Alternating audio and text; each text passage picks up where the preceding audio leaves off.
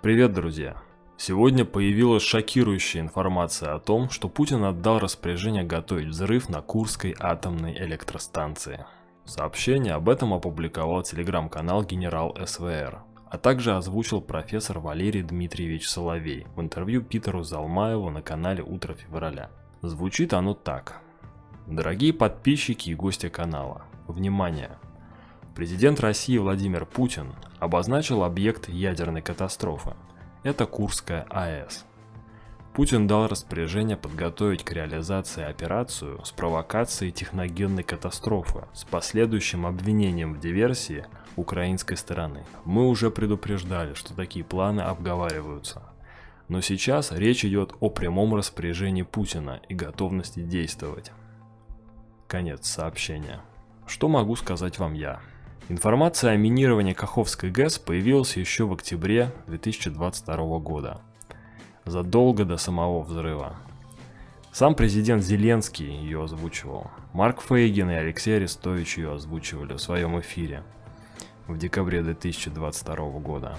Но тема тогда быстро сошла на нет, поскольку посчитали, что после огласки путинские орки побоятся ее подрывать. И каков итог? Каховская дамба взорвана, тысячи домов разрушены, десятки тысяч людей остались без жилья, экономическая и экологическая катастрофа на всем юге Украины, колоссальный вред природе. И что происходит сейчас? Высказывается опять та же точка зрения, что информация опубликована и, дескать, поэтому Курскую АЭС побоятся подрывать.